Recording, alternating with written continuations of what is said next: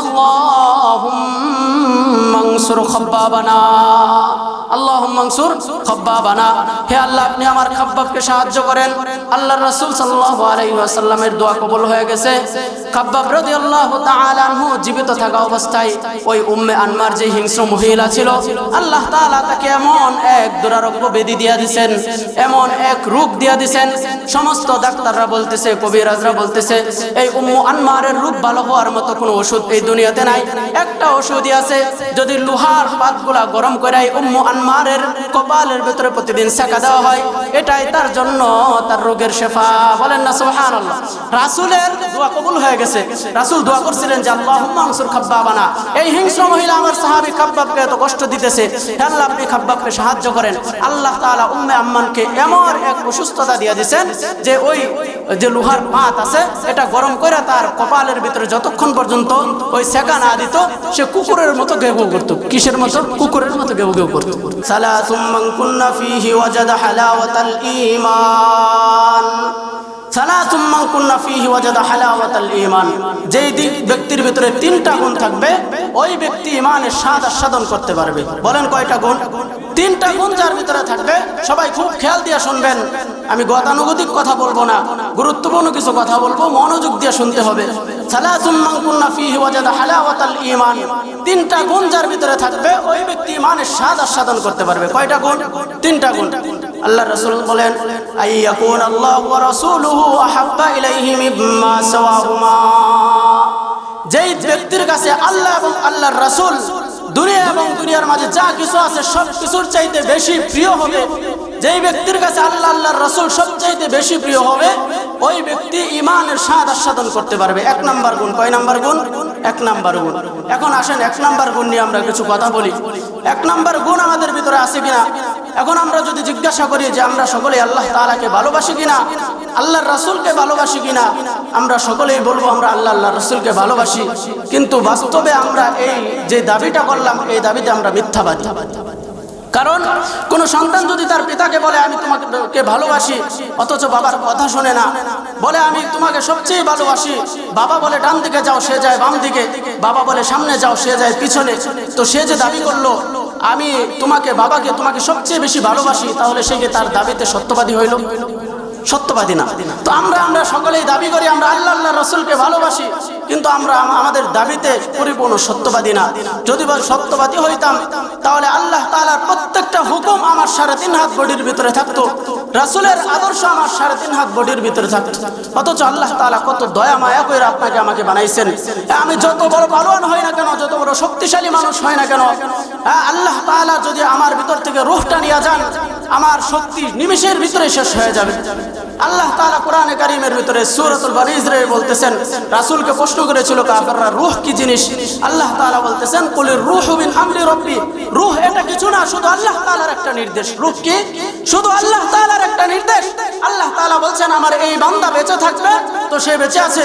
আল্লাহ তাআলা যখন বলবে ফেরেশতাকে আজরাইল আলাইহিস সালাতু ওয়াস সালামকে নির্দেশ দিয়ে রাখছেন অমুক দিন অমুক সময় অতটার সময় তাকে নিয়ে আসবা, ওই আজরাইল আলাইহিস সালাতু ওয়াস সালাম 1 সেকেন্ডও দেরি করবেন না, ওই সময় 1 সেকেন্ডও দেরি না করে তার জানটা কবজ করে নিয়ে যাবে, এটার নামই রূহ। তো আপনার আমার কোনো শক্তি নাই, আল্লাহ তাআলা আপনাকে আমাকে বড় ভালোবাসেন।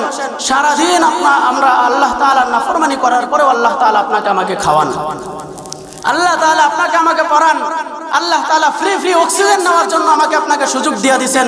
প্রতিদিন লক্ষ লক্ষ টাকার অক্সিজেন আমরা নেই, কি নেই না? যারা আইসিইউতে আছে গিয়া দেখেন, প্রতিদিন 1 লক্ষ 1.5 লক্ষ টাকা বিল আসে, ওটাও পিওর অক্সিজেন না। আমরা যে অক্সিজেনটা পিওর গাছেরটা নিতেছি, ওই পিওর অক্সিজেন তারা পায় না, মেশিনের মাধ্যমে অক্সিজেন দেওয়া হয়। 1 লক্ষ 1.5 লক্ষ টাকা প্রতিদিন বিল আসতেছে, অথচ আপনাকে আমাকে নাফরমানি করা সত্ত্বেও আল্লাহ তাআলা প্রতিদিন এই 1.5 লক্ষ টাকার অক্সিজেন আমাকে ফ্রি নেওয়ার মতো আল্লাহ তাআলা আমাকে তৌফিক দিয়ে দিয়েছেন। বলেন আল্লাহু আকবার। দেখেন আল্লাহ তাআলা আপনাকে আমাকে এতটা ভালোবাসেন। আল্লাহ তাআলা চান না কোনো বান্দা জাহান্নামে যাক, প্রত্যেক বান্দা জান্নাতে যাক, এটা আল্লাহ তাআলা চান। ছোট্ট একটা হাদিস শোনাই আমি। আল্লাহর রাসূল সাল্লাল্লাহু আলাইহি ওয়াসাল্লামের কাছে একবার যুদ্ধবন্দী আসছে, ওখানে এক মহিলা ওই মহিলা বারবার বাচ্চাদেরকে দুধ পান করাইতেছিল। হাদিসে এসেছে যে ওই মহিলার ভিতরে স্তন পরিপূর্ণ ছিল, যার কারণে সে বারবার বাচ্চাদেরকে দুধ পান করাইতো। বন্দির ভিতরে যে বাচ্চা ছিল, তখন আল্লাহর রাসূল সাল্লাল্লাহু আলাইহি ওয়াসাল্লাম সাহাবায়ে কেরামকে জিজ্ঞাসা করতেছেন, ওরে আমার সাহাবীরা, তোমরা বলো তো এই যে মা আছে, এই মাটা কি তার দুধের এই বাচ্চাটাকে কখনো আগুনে নিক্ষেপ করবে? সাহাবায়ে কেরাম বলতেছেন, আল্লাহর রাসূল, এই মায়ের যতক্ষণ পর্যন্ত তৌফিক আছে, যতক্ষণ পর্যন্ত সে বাধ্য না হবে, ততক্ষণ পর্যন্ত সে তার সন্তানকে কখনো আগুনের ভিতরে নিক্ষেপ করবে না। তখন আল্লাহর রাসূল বলতেছেন যে আল্লাহু আরহামু বিইবাদিহি মিন হাদিহি বিওয়ালাদিহা। সুবহানাল্লাহ বলেন। আল্লাহ তাআলা বান্দার উপরে এর চেয়ে বেশি দয়ালু। এই মা তার সন্তানের দুধের সন্তানের প্রতি যেই পরিমাণ দয়ালু, এর চেয়ে বেশি দয়ালু আল্লাহ তাআলা তার বান্দার প্রতি। আল্লাহ তাআলা চান না তার একটা বান্দা জাহান্নামে যাক। দেখেন, আমি যখন সূরা তাহার ভিতরে মূসা আলাইহিস সালাতু ওয়াস সালাম এবং ফেরাউনের ঘটনা পড়ে আশ্চর্য হয়ে যায়। আল্লাহ তাআলা কত দয়ালু। ফেরাউন নিজেকে দাবি করছে যে আনা রাব্বুকুমুল আ'লা, আমি হচ্ছি সবচেয়ে বড় প্রভু। এরপরে আল্লাহ ফেরাউনের প্রতি দয়ালু কিরকম দেখেন। আল্লাহ তাআলা কোরআনে কারিমে নিজেই ঘটনা বর্ণনা করতেছেন, ইযহাবা ইলা ফিরআউনা ইন্নাহু তাগা ফাকুলা লাহু কাওলান লায়্যিনান লাআল্লাহু ইয়াতাযাক্কারু আও ইয়াখশা। হে মূসা এবং হারুন, তোমরা আমার অবাধ্য বান্দা ফেরাউনের কাছে যাও, যায় তাকে কটু কথা বইলো না, কঠোরভাবে কথা বইলো না। কাওলান লায়্যিনান লাআল্লাহু ইয়াতাযাক্কারু আও ইয়াখশা, খুব নরম ভাষায় তাকে কথা বলো। এমন হইতে পারে সে হেদায়েত গ্রহণ করবে। বলেন না সুবহানাল্লাহ। এত নাফরমানি করার পরেও আল্লাহ তাআলা বান্দাকে এত ভালোবাসেন। তো যেই বান্দাকে আল্লাহ তাআলা এত ভালোবাসেন, তো আপনারা আমার কি আল্লাহ তাআলাকে ভালোবাসা উচিত না? দুনিয়ার সব কিছুর চাইতে আল্লাহ তাআলাকে বেশি ভালোবাসতে হবে। এরপরে আসেন, আল্লাহর রাসূল সাল্লাল্লাহু আলাইহি ওয়াসাল্লামকে আল্লাহ তাআলাকে ভালোবাসতে হইলে আল্লাহ তাআলার ঘোষণা সূরা আলে ইমরানে, কুল ইন কুনতুম তুহিব্বুনাল্লাহা ফাত্তাবিউনি ইউহিব্বুকুমুল্লাহু ওয়া ইয়াগফির লাকুম যুনুবাকুম ওয়াল্লাহু গফুরুর রহিম। হে আমার বান্দারা, তোমরা আমাকে ভালোবাসার দাবি করো। রাসূলকে বলতেছেন, হে নবী, আপনি ঘোষণা দিয়ে দেন, কুল ইন কুনতুম তুহিব্বুনাল্লাহ, তোমরা যদি আমি আল্লাহ তাআলাকে ভালোবাসতে চাও, ফাত্তাবিউনি ইউহিব্বুকুমুল্লাহ, আমি রাসূলকে তোমরা ভালোবাসো, ইউহিব্বুকুমুল্লাহ, তোমরা আমার রাসূলের আশিক হয়ে যাও, আমি আল্লাহ তাআলা তোমাদের আশিক হয়ে যাব। বলেন না সুবহানাল্লাহ। আল্লাহর আশিক আপনি হইতে চাইলে রাসূলের আশিক হইতে হবে। আর আপনি যদি রাসূলের আশিক হন, আল্লাহর ঘোষণা ইউহিব্বুকুমুল্লাহ, আমি আল্লাহ তাআলা তোমাকে ভালোবাসবো। আমার রাসূলের আশিক তুমি হয়ে যাও, আমি আল্লাহ তোমার আশিক হয়ে যাব। বলেন সুবহানাল্লাহ। কি বলে? অনেক বড় সুসংবাদ। এজন্য আল্লাহ তাআলার ভালোবাসা রাসূলের ভালোবাসার বাহিরে নয়, বরং রাসূলের ভালোবাসা ছাড়া আল্লাহ তাআলার ভালোবাসা হয় না। কারণ রাসূল হচ্ছে আমাদের জন্য, এই উম্মতের জন্য, শুধু উম্মতের জন্য না। আল্লাহ তাআলা সূরা আম্বিয়ার ভিতরে বলেন, ওয়া মা আরসালনাকা ইল্লা রাহমাতাল লিল আলামিন। হে নবী, আমি আপনাকে পুরা জগৎবাসীর জন্য, কুল কায়নাতের জন্য রহমত হিসেবে পাঠিয়েছি। শুধু মুসলমানের জন্য, কুল কায়নাতের জন্য আমি আপনাকে রহমত হিসেবে পাঠিয়েছি। শুধু মুসলমানের জন্য না, বরং কাফেরের জন্য আল্লাহর রাসূল সাল্লাল্লাহু আলাইহি ওয়াসাল্লাম রহমত। বলেন না সুবহানাল্লাহ। ইমাম তাবারী রাহমাতুল্লাহ আলাইহি ওনার তাফসীরের ভিতরে লেখেন, এই আয়াতের তাফসীরে উনি লিখতেছেন, আল্লাহ রাসূল সাল্লাল্লাহু আলাইহি ওয়াসাল্লাম কাফেরদের উপরে কিভাবে উনি রাহমাতুল লিল আলামিন, রহমত কিভাবে উনি কাফেরদের উপরে বলেন যে আল্লাহ রাসূল সাল্লাল্লাহু আলাইহি ওয়াসাল্লামের আগে যত নবী রাসূল এসেছিলেন, সমস্ত নবী রাসূল তাদের উম্মতরা যদি এরকম গুনাহ করত, আল্লাহ তাআলার অবাধ্যতা করত, আল্লাহ তাআলা সরাসরি তাদেরকে আযাব দিয়ে ধ্বংস করে দিতেন। কিন্তু আল্লাহ রাসূল সাল্লাল্লাহু আলাইহি ওয়াসাল্লাম দোয়া করেছেন, হে আল্লাহ, আমার উম্মত বড় দুর্বল, এদেরকে আপনি সরাসরি ধ্বংস করেন না। কাফেররা এই কুফরি করার পরেও, শিরকি করার পরেও আল্লাহ তাআলা রাসূলের দোয়ার জন্য কি করেন না, এই উম্মতকে ধ্বংস করেন না। বলেন না সুবহানাল্লাহ। কাফেরের জন্য রহমত, আর মুসলমানের জন্য কিভাবে রহমত। আল্লাহ রাসূল সাল্লাল্লাহু আলাইহি ওয়াসাল্লাম উম্মতের উপর কতটা দয়ালু দেখেন। আল্লাহ রাসূল সাল্লাল্লাহু আলাইহি ওয়াসাল্লাম একবার সাহাবায়ে কেরামদেরকে নিয়ে বসছেন। বৈশা ইব্রাহিম আলাইহিস সালাতু ওয়াস সালাম সাহাবায়ে কেরামের উপর, উনার যে সাহাবী ছিল ইব্রাহিম আলাইহিস সালাতু ওয়াস সালামের যে উম্মত ছিল, উম্মতদের জন্য উনি কিরকম দয়ালু এটা শুনাইতেছেন।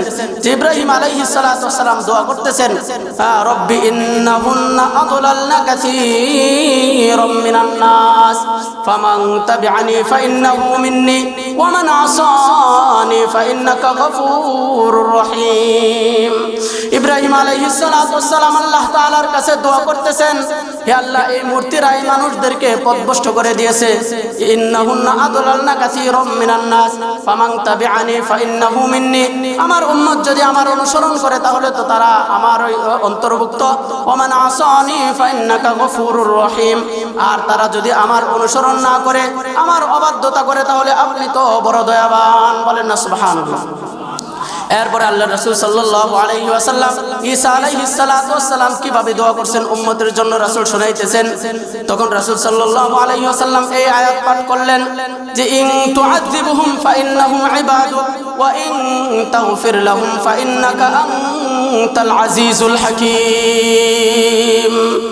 যে আল্লাহ আপনি যদি আমার এই উম্মতকে আযাব দেন, ইন তুআযিবুহুম ফাইন্নাহুম ইবাদুক ওয়া ইন তাগফির লাহুম ফাইন্নাকা আনতাল আজিজুল হাকীম, আর আপনি যদি তাদেরকে মাফ করে দেন তাহলে আপনি মহা পরাক্রমশালী। এরপরে আল্লাহ রাসূল সাল্লাল্লাহু আলাইহি ওয়াসাল্লাম হাত উঠায় দিয়েছেন, উঠায় কান্না করতেছেন, আল্লাহুম্মা উম্মতি উম্মতি আল্লাহুম্মা উম্মতি উম্মতি আল্লাহুম্মা উম্মতি উম্মতি। আল্লাহ তাআলার আরশ কেঁপে উঠছে। আল্লাহ তাআলা জিবরাইল আলাইহিস সালাতু ওয়াস সালামকে পাঠাইছেন, হে জিবরাইল যান আমার হাবিবের কাছে যান, যা জিজ্ঞেস করেন আমার হাবিব কেন কান্না করে। অথচ আল্লাহ তাআলা জানেন, আল্লাহ জানেন না? আল্লাহ সব জানেন। রাসূল কেন কান্না করতেছেন? দেখেন প্রেমের খেলা, এটা কিসের খেলা? রাসূলের সাথে আল্লাহ তাআলার প্রেমের খেলা। আল্লাহ তাআলা জিবরাইলকে পাঠাইছেন, জিবরাইল আলাইহিস সালাতু ওয়াস সালাম আয়েশা বলতেছেন, হে হাবিব আপনি কেন কান্না করতেছেন?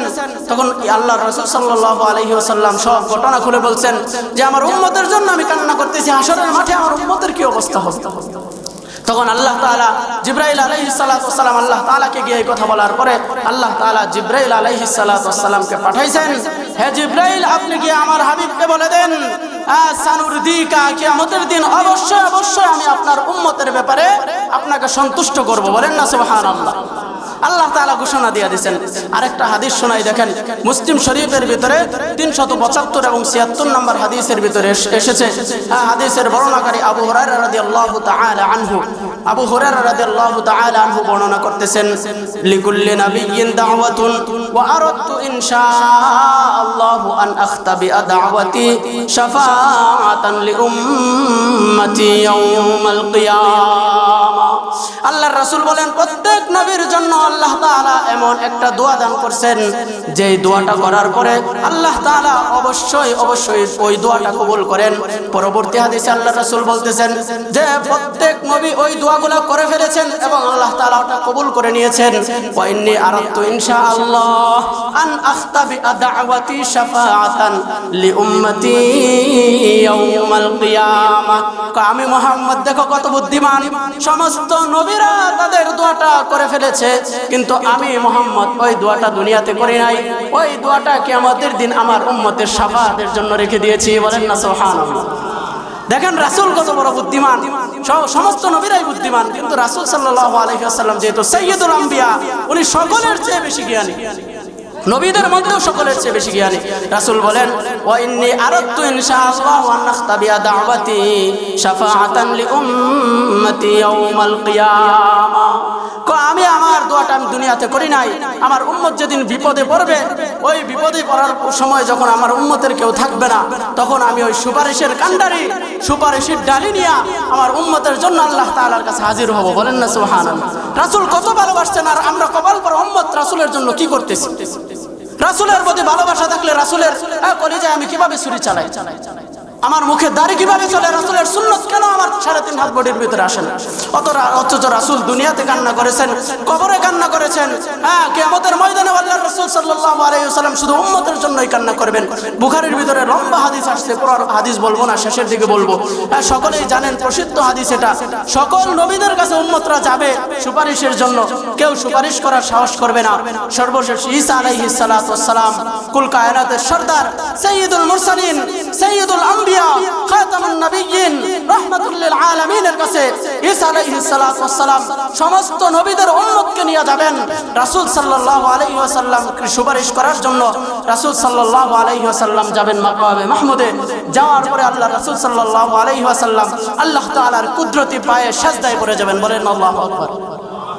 রাসূল সিজদায় পড়ে যাবেন, সিজদায় পড়ে গিয়া কান্না করতে থাকবেন, উম্মতি উম্মতি উম্মতি উম্মতি। আল্লাহ তাআলা রাসূল সাল্লাল্লাহু আলাইহি ওয়াসাল্লাম বলবেন, ইয়া হাবিবুল্লাহ ইয়া হাবিবি ইরফা রাসাক সাল তুতাক, হে হাবিব আপনি উঠুন, মাথা উঠান, সাল তুতাক, আপনি যা চাইবেন আমি তাই দিব। বলেন আল্লাহু আকবার। ওয়াশফা তুশফা, আপনি সুপারিশ করেন, আপনার সুপারিশ কবুল করা হবে।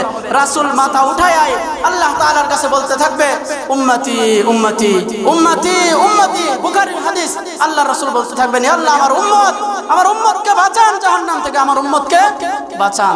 দেখেন আল্লাহ রাসূল সাল্লাল্লাহু আলাইহি ওয়াসাল্লাম কত দয়ালু, কত দয়ালু। আরো কিছু হাদিস শোনাবো শেষের দিকে।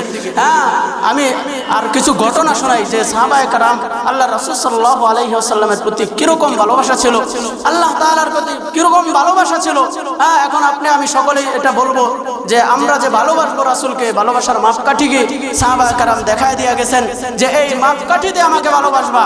হ্যাঁ, এই মাপকাঠিতে আল্লাহর রাসূলকে ভালোবাসতে হবে, এটা সাহাবায়ে কেরাম রাদিয়াল্লাহু তাআলা আনহুম আমাদেরকে দেখায় গেছেন। এক হাদিসের ভিতরে আল্লাহ রাসূল সাল্লাল্লাহু আলাইহি ওয়াসাল্লাম বলেন, লা ইউমিনু আহাদুকুম হাত্তা আকুনা আহাব্বা ইলাইহি মিন ওয়ালিদিহি ওয়া ওয়ালাদিহি ওয়ান নাসি আজমাইন। তোমরা ততক্ষণ পর্যন্ত মুমিন হইতে পারবে না যতক্ষণ পর্যন্ত লা ইউমিনু আহাদুকুম হাত্তা আকুনা আহাব্বা ইলাইহি মিন ওয়ালিদিহি ওয়া ওয়ালাদিহি ওয়ান নাসি আজমাইন। যতক্ষণ পর্যন্ত তোমার পিতার চেয়ে রাসূল বেশি প্রিয় না হবে, যতক্ষণ পর্যন্ত তোমার সন্তানের চেয়ে রাসূল তোমার কাছে বেশি প্রিয় না হবে, যতক্ষণ পর্যন্ত দুনিয়ার সমস্ত মানুষের চেয়ে রাসূল বেশি প্রিয় না হবে, ততক্ষণ পর্যন্ত তুমি পরিপূর্ণ মুমিন না। পরিপূর্ণ মুমিন না। তিনটা, হ্যাঁ, দুনিয়ার ভিতর আসমান এবং জমিনের ভিতরে যা আছে সবকিছুর চাইতে প্রথম হাদিসে বলি নাই যে আল্লাহ এবং আল্লাহর রাসূল সবচেয়ে বেশি কি হইতে হবে? প্রিয় হইতে হবে। সাহাবায়ে কেরাম দেখায় গেছেন, ছোট্ট ঘটনা শোনাই। সর্বপ্রথম দেখেন সাহাবায়ে কেরাম নিজেদের চাইতে যে বেশি ভালোবাসতেন আল্লাহর রাসূলকে। ছোট্ট একটা হাদিস শোনাই। আল্লামা নুরউদ্দিন আল হাইসামি রাহিমাহুল্লাহ ওনার কিতাব মাজমাউজ যাওয়ায়েদ ওয়া মানবাউল ফাওয়ায়েদের ভিতরে 15661 না 15761 নাম্বার হাদিসের ভিতরে উনি হাদিস এনেছেন যে আল্লাহ রাসূল সাল্লাল্লাহু আলাইহি ওয়াসাল্লাম একবার রাস্তা দিয়ে হেঁটে যাচ্ছিলেন। হাদিসের বর্ণনাকারী আবু হুরায়রা রাদিয়াল্লাহু তাআলা আনহু। তো রাসূলের সাথে এক সাহাবী ছিল, নাম আব্দুল্লাহ। নাম কি? আব্দুল্লাহ। তো উনার পিতা ছিল আবার আব্দুল্লাহ ইবনে উবাই ইবনে সালুল। ওই সাহাবী উনি খাঁটি সাহাবী, আর উনার পিতা যে ছিলেন আব্দুল্লাহ ইবনে উবাই ইবনে সালুল, সে যে ছিল কপারফোলা মুনাফিকদের সর্দার। কার সর্দার? মুনাফিকদের সর্দার। তো আবু হুরায়রা রাদিয়াল্লাহু তাআলা আনহু হাদিস বর্ণনা করতেছেন, মাররা আলা রাসূলুল্লাহ সাল্লাল্লাহু আলাইহি ওয়াসাল্লাম আলা আব্দুল্লাহ ইবনে উবাই ইবনে সালুল ওয়া হুয়া ফি যিল্লিন। যে আল্লাহ রাসূল সাল্লাল্লাহু আলাইহি ওয়াসাল্লাম একবার সাহাবায়ে কেরামদেরকে নিয়ে আব্দুল্লাহ ইবনে উবাই ইবনে সালুল এক রাস্তার পাশে বসেছিলেন। ওই দিক দিয়ে আল্লাহ রাসূল সাহাবায়ে কেরামদেরকে নিয়ে যাচ্ছেন। যাওয়ার পথে যেহেতু হাট, অনেক মানুষ যখন রাস্তা দিয়ে হেঁটে যায়, যাওয়ার পথে কিছু ধুলা পড়ে কি ওরে না, ওরে না, কিছু ধুলা ওরে। তো কিছু ধুলা গিয়া মুনাফিকের সর্দার আব্দুল্লাহ ইবনে উবাই ইবনে সালুলের শরীরে লাগছে।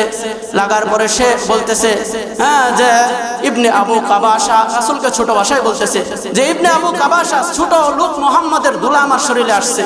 এটা শুনছে তার ছেলে, ওই মুনাফিকের সর্দার আব্দুল্লাহ ইবনে উবাই ইবনে সালুলের সন্তানের নাম কি? আব্দুল্লাহ। সন্তানের নাম আব্দুল্লাহ। কিন্তু আব্দুল্লাহ ইবনে উবাই ইবনে সালুল হচ্ছে মুনাফিকের সর্দার, কিন্তু আব্দুল্লাহ হচ্ছে খাঁটি সাহাবী। আব্দুল্লাহ হচ্ছে খাঁটি সাহাবী। সে বলতেছে আল্লাহর রাসূলকে ডাক দিয়া, ইয়া রাসূলুল্লাহ, হে আল্লাহর রাসূল, আল্লাযী আনসালা আলাইকাল কিতাব, যে আল্লাহ তাআলা আপনার উপর কিতাব নাযিল করেছেন, ওয়াল্লাযী আকরামাকা আলাইকা, এবং যে আল্লাহ তাআলা আপনাকে সম্মানিত করেছেন, লা ইন শিতা লা আতাইতুকা বিরাসিন, আপনি যদি চান আমার পিতা আপনাকে এই কথা বলার কারণে এক আঘাত দিয়ে আমার পিতার মাথাটা আপনার পায়ের কাছে এনে ফেলাবো। বলেন আল্লাহু আকবার। তার পিতা কিন্তু শুনতেছে, পিতা শুনতেছে। তার পিতা কি করতেছে? শুনতেছে যে আমার ছেলে বলতেছে আমার কল্লা কি করবে, এক কূপ দিয়া রাসূলের সামনে নিয়ে ফেলাবে রাসূলকে অপমান করার কারণে। অথচ আজকে আমাদের রাসূলকে অপমান করা হয় না? হ্যাঁ, রাসূলকে অপমান যদি আমার পিতাও করে, তার যে বাপ চেনে ছিঁড়ে ফেলতে হবে। রাসূলকে অপমান যদি আমার সন্তান করে, হ্যাঁ, তাকেও মাফ করা যাবে না। হ্যাঁ, যেই মানুষটা হোক না কেন, সে আমার যত প্রিয় হোক না কেন, আমার পিতা হোক, আমার মাতা হোক, আমার সন্তান হোক, পৃথিবীর যত পাওয়ারফুল মানুষ হোক না কেন, আল্লাহর রাসূলকে যে ব্যক্তি অপমান করবে, ওই ব্যক্তিকে আমরা মুসলমান কখনো কি দিব না? ছাড় দিব না। সাহাবায়ে কেরাম আমাদেরকে শিখিয়ে গেছেন।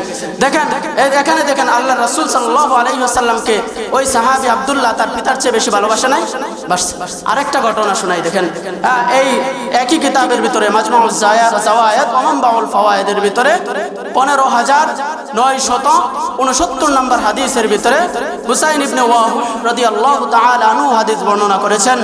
উনি হাদিস বর্ণনা করেন যে আল্লাহ রাসূল সাল্লাল্লাহু আলাইহি ওয়াসাল্লাম যখন মদিনায় আসবেন তখন মদিনার সকল লোকরা অপেক্ষমান যে রাসূল আসতেছে। প্রত্যেক মানুষ প্রতিদিন বের হয়ে যায় মদিনার উপকণ্ঠে যে রাসূল কখন আসবে।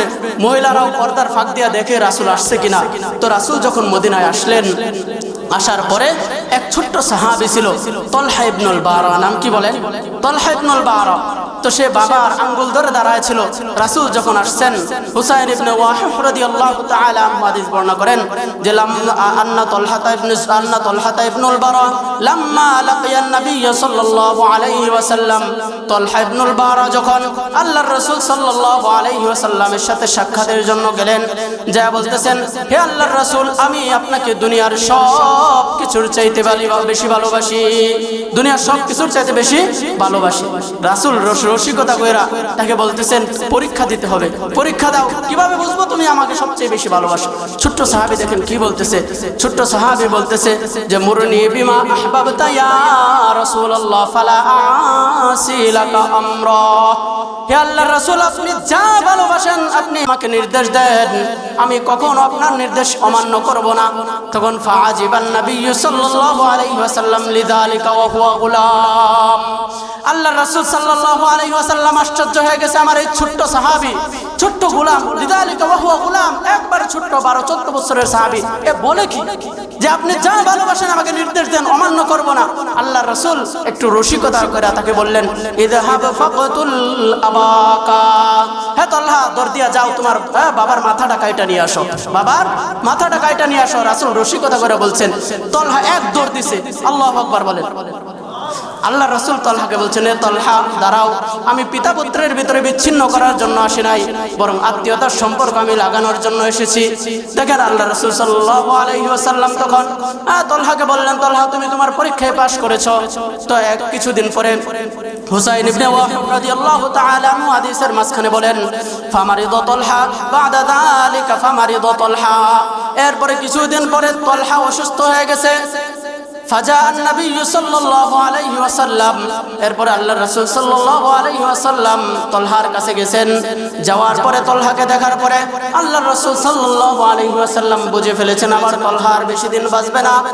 তলহার বাবা এবং মাকে আল্লাহর রাসূল সাল্লাল্লাহু আলাইহি ওয়াসাল্লাম ডাকছেন, ডাইকা বলতেছেন, তলহা তো আর বেশি দিন বাঁচবে না, তলহা মারা গেলে ফাআযিনুনি হাত্তা আশহাদাহু ওয়া উসাল্লি, আমার তলহা মারা গেলে আমাকে সংবাদ দিবা, ফাআযিনুনি হাত্তা আশহাদাহু ওয়া উসাল্লি, আমি যাতে তলহার এই দাফন কাফনের ভিতরে থাকতে পারি এবং তলহার জানাজার নামাজ পড়াইতে পারি। বলেন না সুবহানাল্লাহ। এরপর আল্লাহ রাসূল সাল্লাল্লাহু আলাইহি ওয়াসাল্লাম যখন ফিরে গেলেন, আল্লাহ রাসূল সাল্লাল্লাহু আলাইহি ওয়াসাল্লাম বনু সালেম গোত্র পর্যন্ত যাওয়ার আগে ওই তলহা ইন্তেকাল করে ফেলেছেন। ইন্তেকাল করার আগে তার পরিবারকে ডাকছেন, বাবাকে, যে আল্লাহর রাসূল আমার ব্যাপারে কি বলে গেছেন। তখন তার পিতামাতা বলল যে আল্লাহর রাসূল বলে গেছেন যে তুমি তুমি মৃত্যুবরণ করার পরে যাতে আল্লাহ রাসূল সাল্লাল্লাহু আলাইহি ওয়াসাল্লামকে আমরা সংবাদ দিই। এরপরে ওই তলহা দেখেন কি বলতেছে, সে বলতেছে যে লা ইয়াদউ রাসূলুল্লাহি সাল্লাল্লাহু আলাইহি ওয়াসাল্লাম ফাইন্নী আখাফু আলাইহিল ইয়াহুদ, কয় না আমার রাসূলকে তোমরা খবর দিও না, কারণ আমার বাড়ি পর্যন্ত আসতে আল্লাহর রাসূল সাল্লাল্লাহু আলাইহি ওয়াসাল্লামের বাড়ি এবং আমাদের বাড়ির মাঝখানে কয়েকটা ইহুদি গোত্র আছে, ইহুদি বংশ আছে। আল্লাহর রাসূল আমার বাড়িতে আসার পথে যদি আল্লাহর রাসূল সাল্লাল্লাহু আলাইহি ওয়াসাল্লামকে ইহুদিরা আক্রমণ করে, ফাইন্নী আখাফু আলাইহিল ইয়াহুদ, আমি আল্লাহর রাসূলের উপর ইহুদিদের আক্রমণের ভয় করতেছি, এজন্য লা তাদউ রাসূলুল্লাহ। আল্লাহু আকবার বলেন না। দেখেন কেমন ভালোবাসা। রাসূল বলছে আমি জানাজার নামাজ পড়াবো, সে বলতেছে না রাসূলকে খবর দিও না, রাসূল আসার পথে যদি রাসূলকে ইহুদিরা আক্রমণ করে আমি কবরে গিয়েও শান্তি পাবো না। এরপরে আল্লাহ রাসূল বনি সালেম গোত্র পর্যন্ত যাওয়ার আগে হাত্তা তুফিয়া। এরপরে আরেকটা কথা বলছেন তলহা যে ইদফিনুনি ওয়ালহিকুনি বিরব্বি, আল্লাহর রাসূলকে তোমরা সংবাদ দিও না, বরং আমাকে দাফন করে দিবা, আমার রবের সাথে আমাকে মিলায় দিবা। বলেন সুবহানাল্লাহ। ছোট্ট সাহাবী কথা দেখেন কত দামি, যে আমাকে দাফন করে আমার রবের সাথে মিলায় দিবা। এরপরে সে মারা যাওয়ার পরে আল্লাহ রাসূল সাল্লাল্লাহু আলাইহি ওয়াসাল্লাম ফাউখবিরান নবী সাল্লাল্লাহু আলাইহি ওয়াসাল্লাম, আল্লাহ রাসূলকে যখন সংবাদ দেওয়া হলো, রাসূল বড় কষ্ট পাইলেন। বললেন, আমি তো তোমাদেরকে বলেছিলাম তলহা মারা যাওয়ার পরে আমাকে সংবাদ দিবা। তখন তার বাবা মা বলল, আমরা চেয়েছিলাম, কিন্তু আপনার আশিক তলহা নিজেই নিষেধ করে গিয়েছেন। তখন আল্লাহ রাসূল সাল্লাল্লাহু আলাইহি ওয়াসাল্লাম সাহাবায়ে কেরামের দল নিয়ে ফাজা নবী সাল্লাল্লাহু আলাইহি ওয়াসাল্লাম হাত্তা ওয়াকাফা আলা কবরি তলহা ওয়া সাফফান নাস মাআহু। আল্লাহ রাসূল সাহাবায়ে কেরামের দল নিয়ে ওই তলহার কবরের সামনে গিয়ে দাঁড়াইছেন এবং সাহাবায়ে কেরামকেও কাতার ধরে আল্লাহ রাসূল দাঁড় করায়। দেখেন আল্লাহ রাসূল তার আশিক ছোট্ট সাহাবী তলহার জন্য কত বড় দোয়া করেছেন। আল্লাহুম্মা আলকা তলহা তাদহাকু ইলাইহি ওয়া ইয়াদহাকু ইলাইহি। হে আল্লাহ, আপনি তলহার সাথে এমন ভাবে সাক্ষাৎ করেন যে আমার তলহা আপনার দিকে তাকায় হাসতেছে, আপনি আল্লাহ স্বয়ং আমার আশিক তলহার দিকে তাকায় হাসতেছেন। বলেন সুবহানাল্লাহ। দেখেন আল্লাহ রাসূল সাল্লাল্লাহু আলাইহি ওয়াসাল্লাম ওই ছোট্ট সাহাবীকে কত ভালোবাসছেন। শুধু ওই ছোট্ট সাহাবী না, সে দেখেন তার পিতার চেয়ে বেশি ভালোবাসা আল্লাহ রাসূলকে দেখাইছেন। দেখায় নাই? দেখাইছেন। আরেকটা ঘটনা, ছোট্ট ঘটনা শোনাই। আল্লাহ রাসূল সাল্লাল্লাহু আলাইহি ওয়াসাল্লাম থেকে এক হাদিস বর্ণনা করেন যায়েদ ইবনে সাবিত রাদিয়াল্লাহু তাআলা আনহু। উনি বলেন যে আল্লাহ রাসূল সাল্লাল্লাহু আলাইহি ওয়াসাল্লাম উহুদের দিন আল্লাহ রাসূল সাল্লাল্লাহু আলাইহি ওয়াসাল্লাম আমাকে সাহাবায়ে কেরামের শহীদান যারা আছে তাদের লাশ শনাক্ত করার জন্য আল্লাহ রাসূল আমাকে উহুদের ময়দানে পাঠাইছেন। পাঠানোর আগে আল্লাহ রাসূল আমাকে ডাকতেছেন যে, হে যায়েদ ইবনে সাবিত, তুমি সাদ ইবনে রবি তাকে খুঁজে বের করবা। বের করার পরে তার কাছে আমার সালাম পৌঁছায় দিবা। বলেন না সুবহানাল্লাহ। তখন ওই যায়েদ ইবনে সাবিত রাদিয়াল্লাহু তাআলা আনহু যখন ওই উহুদের ময়দানে গেছেন, যাওয়ার পরে সাদ ইবনে রবিকে এরকম অবস্থায় পাইছেন যে তার শরীরের ভিতরে 70 মাররাতান 70টার চাইতে বেশি আঘাত তার শরীরের ভিতরে আছে। তীরের শরীরের ভিতরে 70টার চেয়ে বেশি আঘাত তার শরীরে এরকম আছে, যার কারণে সে মৃত্যুর কাছাকাছি আসে। থাকার পরে সে ওই যায়েদ ইবনে সাবিত রাদিয়াল্লাহু তাআলা আনহু বলতেছেন যে ইন্না রাসূলুল্লাহ সাল্লাল্লাহু আলাইহি ওয়াসাল্লাম ইয়াকরাউ আলাইকাস সালাম, আল্লাহর রাসূল তোমার উপরে সালাম পাঠাইছেন। মৃত্যু শয্যা থেকে ওই সাদ ইবনে রবি যেমন নতুন প্রাণ ফিরে পাইছেন, সে বলতেছে, হে যায়েদ ইবনে সাবিত, তুমি গিয়েও আল্লাহর রাসূলকে আমার সালাম জানায় দিবা। কি জানায় দিবা? সালাম জানায় দিবা। তখন আল্লাহ রাসূল সাল্লাল্লাহু আলাইহি ওয়াসাল্লামের এই সালাম সে পাওয়ার পরে কেমন যেন সে তার প্রাণটা পরিপূর্ণ ফিরে পাইছে। এরপর আল্লাহ রাসূল আরেকটা কথা জিজ্ঞেস করতে বলছিলেন যে এই মৃত্যু শয্যার অবস্থাটা তোমার কাছে কিরকম আছে, কিরকম লাগতেছে, এটা আমাকে সংবাদ দিবা। তখন ওই সাদ ইবনে রবি বলতেছে যে কুল্লাহু ইয়া রাসূলুল্লাহ আজিদু রিহাল জান্নাহ, হে যায়েদ ইবনে সাবিত, তুমি আল্লাহর রাসূলকে যা বলবা যে আমি সাদ ইবনে রবি এই 70টা তীরের আঘাত খায় মৃত্যু শয্যায় শায়িত আছি, শহীদ হয়ে যাব। এই অবস্থায় আমি আজিদু রিহাল জান্নাহ, জান্নাতের ঘ্রাণ আমি এখানে উহুদের ময়দানে পাইতেছি। বলেন না সুবহানাল্লাহ। এরকম ভালোবাসছে আল্লাহ রাসূল সাল্লাল্লাহু আলাইহি ওয়াসাল্লামকে সাহাবায়ে কেরাম। আল্লাহ রাসূল সাল্লাল্লাহু আলাইহি ওয়াসাল্লামকে সাহাবায়ে কেরাম কেমন ভালোবাসছেন। উহুদের ময়দানের ছোট্ট আর দুইটা ঘটনা শোনাই। এগুলা সবগুলা নির্ভরযোগ্য ঘটনা শোনাইতেছি, একটাও বানানো কোনো ঘটনা না এবং দুর্বল ঘটনা নাও না। নির্ভরযোগ্য যে সিরাতের কিতাব আছে, ইতিহাসের কিতাব, এগুলা থেকে শোনাইতেছি এবং হাদিসের গ্রন্থ যেগুলো আছে এগুলোর ভিতরে যেই ঘটনাগুলো আসতেছে এগুলো শোনাইতেছি। দেখেন আল্লাহ রাসূল সাল্লাল্লাহু আলাইহি ওয়াসাল্লাম উহুদের ময়দানটা বড় কঠিন ছিল। কিরকম কঠিন ছিল? আল্লাহ রাসূল সাল্লাল্লাহু আলাইহি ওয়াসাল্লামের দান্দান মুবারক এই উহুদের ময়দানে শহীদ হয়ে গেছে। আল্লাহ রাসূল সাল্লাল্লাহু আলাইহি ওয়াসাল্লামের রক্ত ঝরেছে। তো আল্লাহ রাসূল সাল্লাল্লাহু আলাইহি ওয়াসাল্লাম যখন এই উহুদের ময়দানে আল্লাহ রাসূলের উপর চারদিক দিয়ে আক্রমণ হইতেছিল, তো আল্লাহ রাসূল সাল্লাল্লাহু আলাইহি ওয়াসাল্লামের পাশে এক মহিলা সাহাবী নুসাইবা ইবনে কাব, যাকে উম্মু আমারা বলে সকলেই চিনত।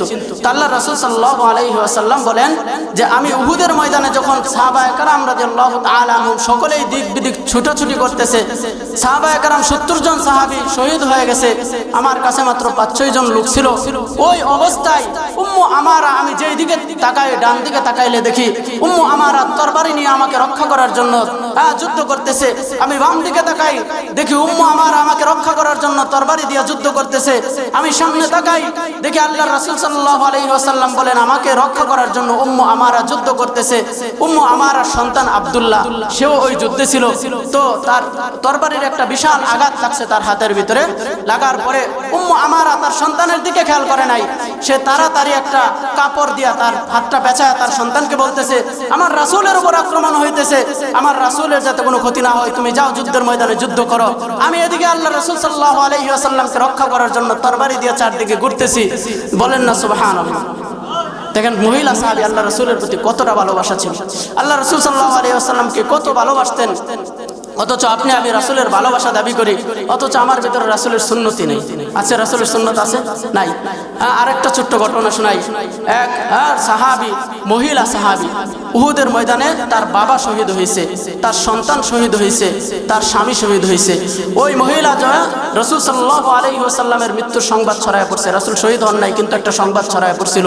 ছড়ায় পড়ার পরে ওই মহিলা দৌড়াইতেছে, তাকে বলা হয়েছে তোমার সন্তান শহীদ হয়ে গেছে, তাকে বলা হয়েছে তোমার স্বামী শহীদ হয়ে গেছে, বলা হয়েছে তোমার বাবা শহীদ হয়ে গেছে। তখন আল্লাহ রাসূল সাল্লাল্লাহু আলাইহি ওয়াসাল্লামের ব্যাপারে ওই মহিলা জিজ্ঞেস করতেছে যে আমি আমার বাবার সংবাদ শুনতে চাই না, আমার সন্তানের সংবাদ শুনতে চাই না, আমার স্বামীর সংবাদ শুনতে চাই না, বলো আমার রাসূল কেমন আছে। বলেন না আল্লাহু আকবার। এরকম ভালোবাসা সাহাবায়ে কেরাম রাদিয়াল্লাহু তাআলা আনহুম আমাদের সকলকে দেখাইছেন। আল্লাহ রাসূল সাল্লাল্লাহু আলাইহি ওয়াসাল্লামের সাহাবায়ে কেরাম রাসূল সাল্লাল্লাহু আলাইহি ওয়াসাল্লামের জন্য এত ভালোবাসা দেখাইছেন। এজন্য আল্লাহ তাআলা ঘোষণা করছেন, কুল ইন কুনতুম তুহিব্বুনাল্লাহ ফাত্তাবিউনি ইউহিব্বুকুমুল্লাহু ওয়া ইয়াগফির লাকুম যুনুবাকুম ওয়াল্লাহু গফুরুর রহিম। হে আমার বান্দারা, আমার রাসূলের আশিক হয়ে যাও, আমি আল্লাহ তোমাদের আশিক হয়ে যাব। সাহাবায়ে কেরাম এরকম ভালোবাসা দেখাইছেন। খাব্বাব রাদিয়াল্লাহু তাআলা আনহু শুরুর দিকের সাহাবী। কেউ খাব্বাব রাদিয়াল্লাহু তাআলা আনহু ইসলামের শুরুর দিকে ইসলাম গ্রহণ করার পরে খাব্বাব রাদিয়াল্লাহু তাআলা আনহু একজন গোলাম ছিলেন। কি ছিলেন? এক গোলাম ছিলেন, ছোট্ট গোলাম। উনি গোলাম উম্মু আনমার, তার যে মালিক ছিল তার নাম ছিল উম্মু আনমার। তো ওই মহিলা বড় হিংস্র ছিল। যখন খাব্বাব রাদিয়াল্লাহু তাআলা আনহু ইসলাম গ্রহণ করলেন, ওই মহিলা শোনার পরে এই খাব্বাব রাদিয়াল্লাহু তাআলা আনহু কামারের কাজ করতেন। কিসের কাজ? কামারের কাজ। তরবারি বানাইতেন। কিসের? তরবারি বানাইতেন। তো তরবারি বানানোর কারণে সে যেহেতু গোলাম ছিল, তার মালিক ছিল উম্মু আনমার।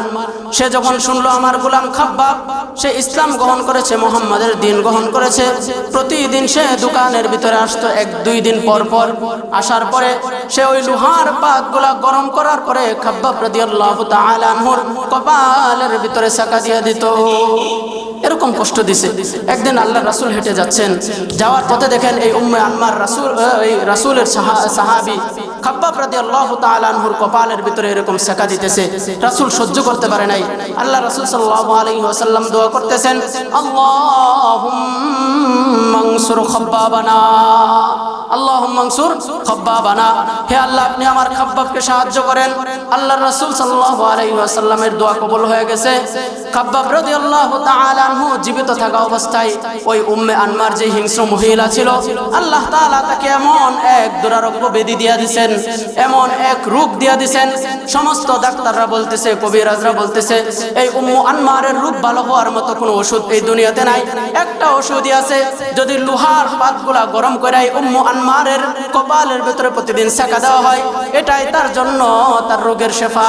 বলেন না সুবহানাল্লাহ। রাসূলের দোয়া কবুল হয়ে গেছে। রাসূল দোয়া করছিলেন যে আল্লাহুম্মা আনসুর খাব্বাবানা, এই হিংস্র মহিলা আমার সাহাবী খাব্বাবকে এত কষ্ট দিতেছে, আল্লাহ আপনি খাব্বাবকে সাহায্য করেন। আল্লাহ তাআলা উম্মে আম্মানকে এমন এক অসুস্থতা দিয়ে দিয়েছেন যে ওই যে লোহার পাত আছে এটা গরম করে তার কপালের ভিতরে যতক্ষণ পর্যন্ত ওই সেকা না দিত, সে কুকুরের মতো গেউ গেউ করত। কিসের মতো? কুকুরের মতো গেউ গেউ করত। আল্লাহ রাসূল সাল্লাল্লাহু আলাইহি ওয়াসাল্লাম সাহাবায়ে কেরামকে এরকম ভালোবাসতেন। আল্লাহ রাসূল সাল্লাল্লাহু আলাইহি ওয়াসাল্লাম উম্মতের প্রতি এতটা দয়ালু ছিলেন। আম্মা জান আয়েশা রাদিয়াল্লাহু তাআলা আনহা হাদিস বর্ণনা করেন, বুখারীর 3231 নম্বর হাদিসের ভিতরে ঘটনা এসেছে। আম্মা জান আয়েশা আল্লাহ রাসূল সাল্লাল্লাহু আলাইহি ওয়াসাল্লামকে বলতেছেন যে ইয়া রাসূলুল্লাহ, উহুদের ময়দানের চাইতে কি আর কোনো কঠিন ময়দান আপনার কাছে ছিল কিনা? উহুদের দিনের চাইতে আরো কঠিন কোনো সময় কি আপনার কাছে ছিল কিনা, যেই দিনটার ভিতরে আপনি উহুদের চাইতে বেশি কষ্ট পাইছেন?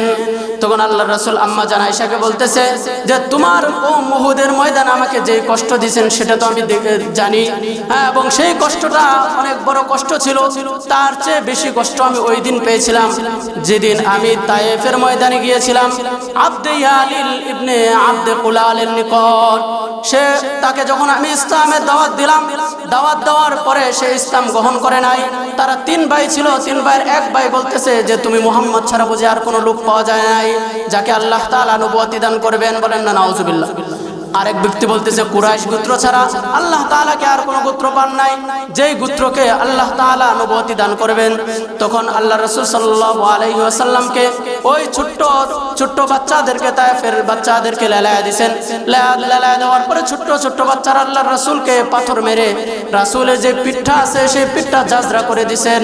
তখন আল্লাহ রাসূল সাল্লাল্লাহু আলাইহি ওয়াসাল্লাম বলেন আমার দুশ্চিন্তা ততক্ষণ পর্যন্ত দূর হয় নাই যতক্ষণ না আমি কর্নুস সালিব নামক জায়গা পর্যন্ত আসতে না পারছি, ততক্ষণ পর্যন্ত আমার দুশ্চিন্তার দূর হয় নাই। কর্নুস সালিবে যখন আমি আসলাম, আসার পরে ফারাফাতু আমি উপরের দিকে তাকাইছি, ফানাজারতু ফাইদা ফিহা জিবরিল, সেদিকে উপরের দিকে তাকায় দেখি ওইখানে জিব্রাইল আছে, ওইখানের ভিতরে মেঘ আমাকে ছায়া দিতেছে। তখন জিব্রাইল আলাইহিস সালাতু ওয়াস সালাম আল্লাহর রাসূলকে ডাক দিয়ে বলতেছেন যে ইয়া মুহাম্মদ ইন্নাল্লাহ ক্বাদ বাআসা কওলি ইন্নাল্লাহ ক্বাদ সামিআ কওলা কওমিকা লাকা ওয়া মা রাদ্দু আলাইকা। হে আল্লাহর রাসূল আপনার কওম আপনাকে যা বলেছেন আল্লাহ তাআলা সবই শুনেছেন। ওয়া ক্বাদ বাআসা ইলাইকা মালাকাল জিবাল, এবং আল্লাহ তাআলা আপনার কাছে এই পাহাড়ের যে ফেরেশতা আছে সেই পাহাড়ের ফেরেশতাদেরকে আল্লাহ তাআলা পাঠিয়ে দিয়েছেন। এরপরে পাহাড়ের ফেরেশতাদেরকে পাঠিয়ে দেওয়ার পরে আল্লাহর রাসূল সাল্লাল্লাহু আলাইহি ওয়াসাল্লাম বলেন যে পাহাড়ের ফেরেশতারা আমাকে ডাক দিল যে ইয়া মুহাম্মদ ফাসাল্লামা আলাইয়া, এরপরে আমাকে সালাম দিল।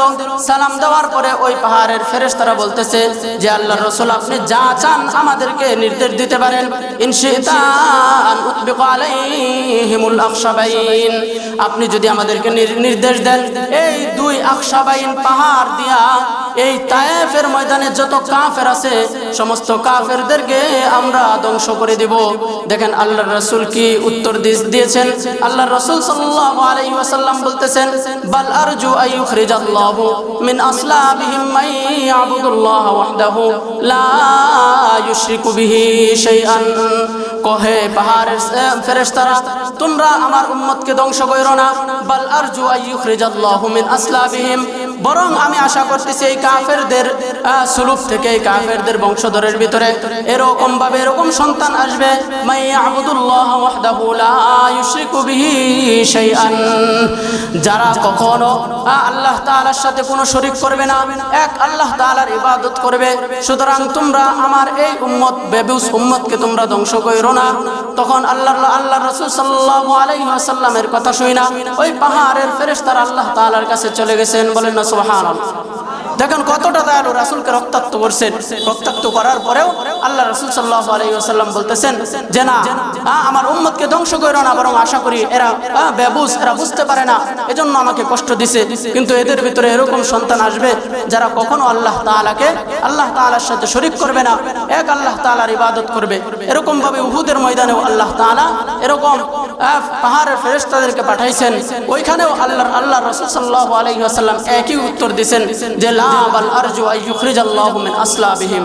তো দেখেন আল্লাহ রাসূল সাল্লাল্লাহু আলাইহি ওয়াসাল্লাম আপনাকে আমাকে এত ভালোবেসেছেন, উম্মতের জন্য দুনিয়াতে কেঁদেছেন, কবরেও কাঁদবেন, হাসরের ময়দানেও কাঁদবেন, উম্মতি উম্মতি।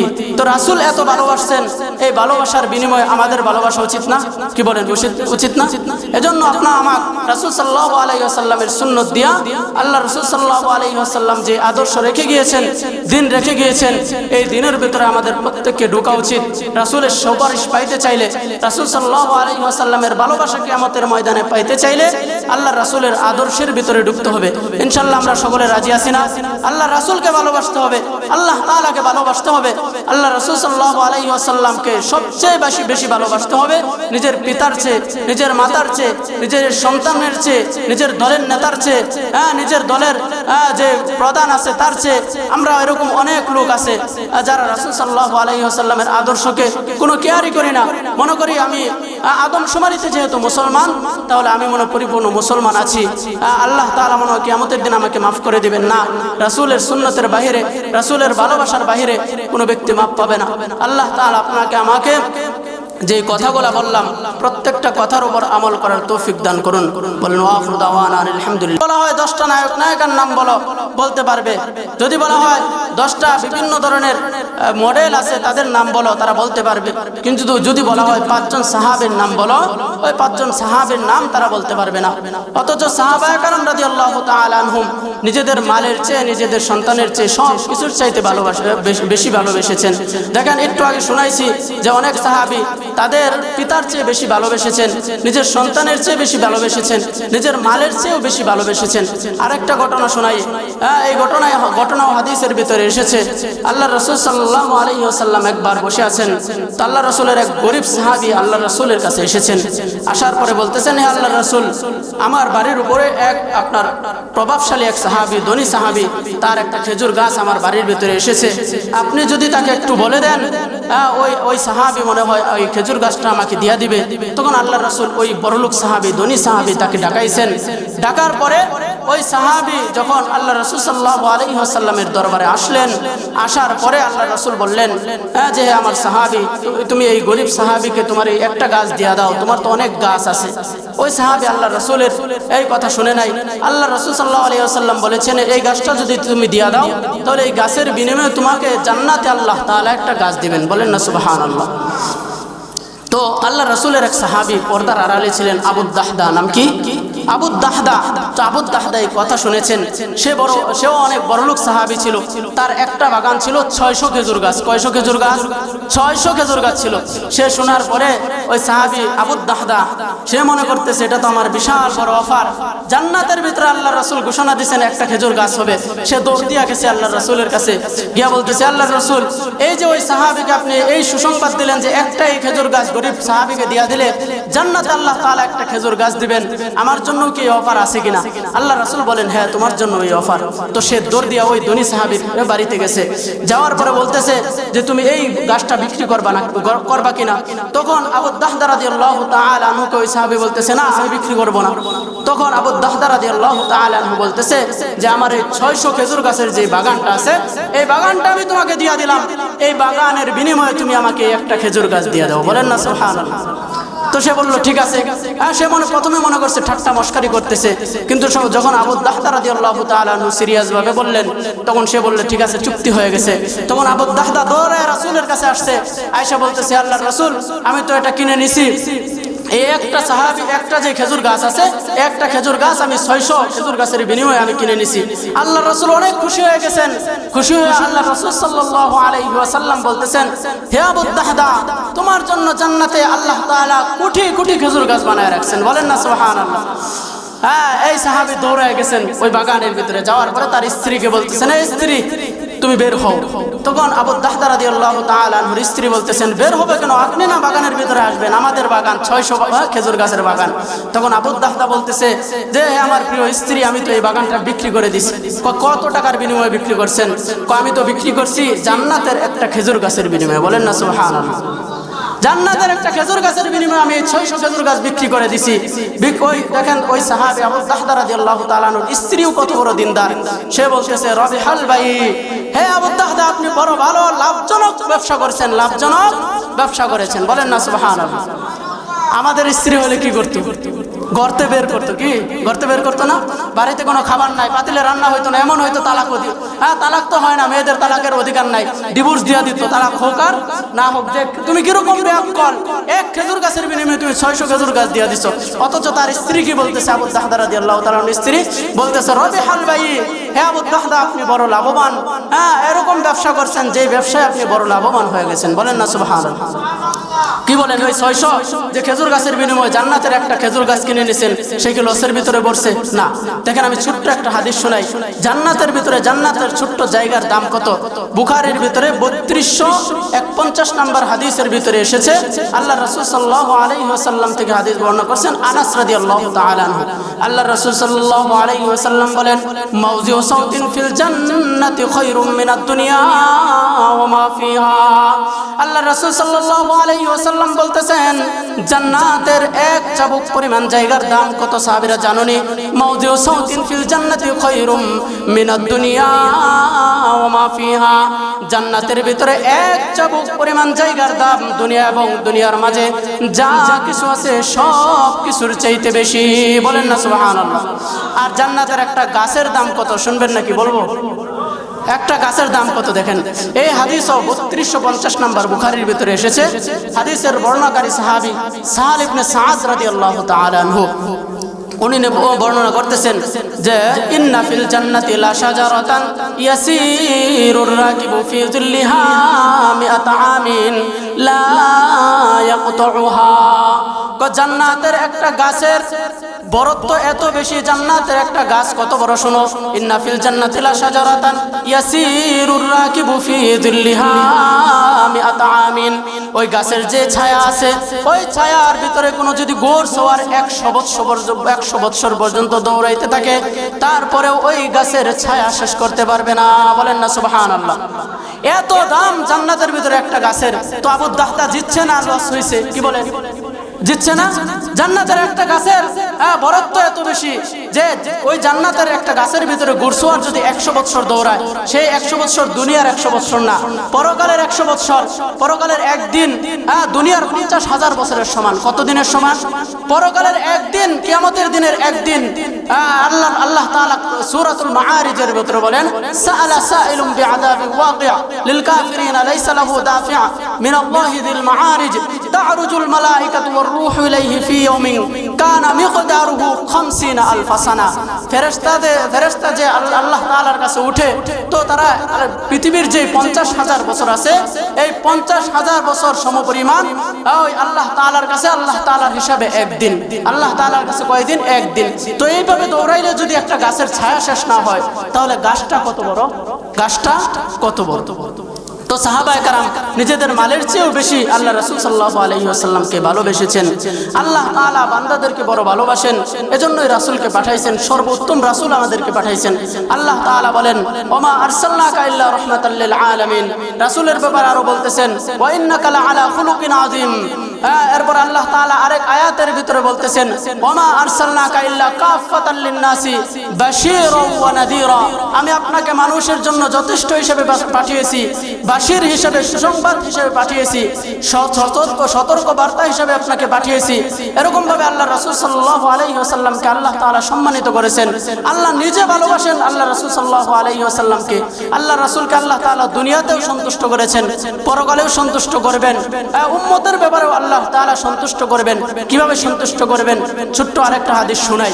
বুখারীর ভিতরে এসেছে হাদিসটা, মুসলিমের ভিতরে এসেছে।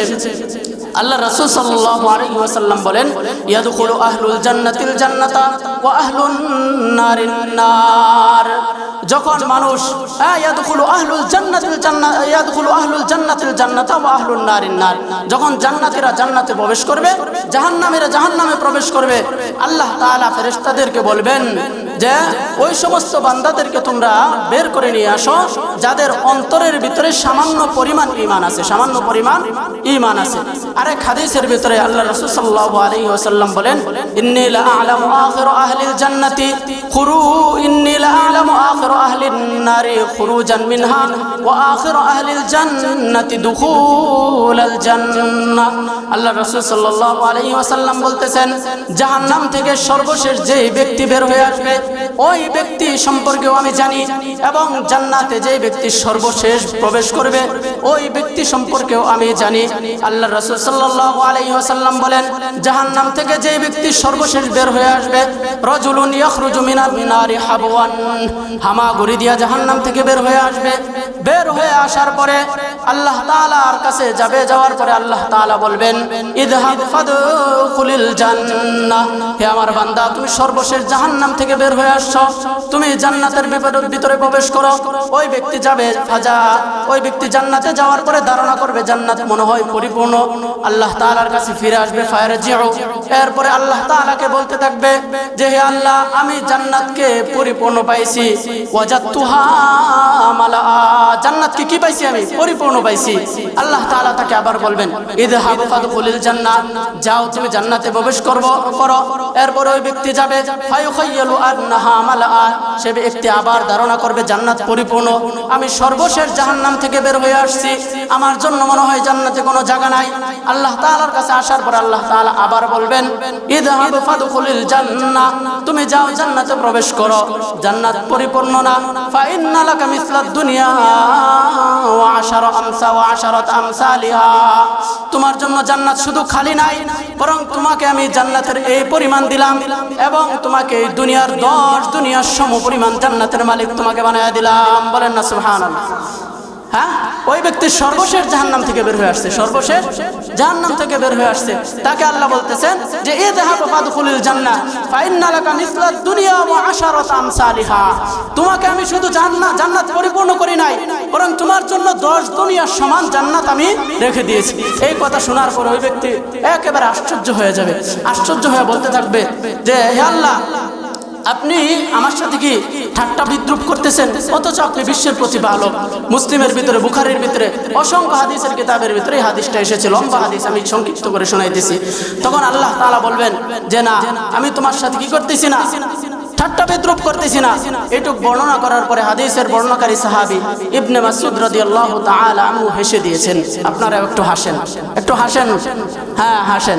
তো ইবনে মাসউদ রাদিয়াল্লাহু তাআলা আনহু বলেছেন, ইবনে মাসউদ রাদিয়াল্লাহু তাআলা আনহু বলতেছেন তার ছাত্রদেরকে, কেন তোমরা জিজ্ঞেস করলে না আমি কেন হাসতেছি?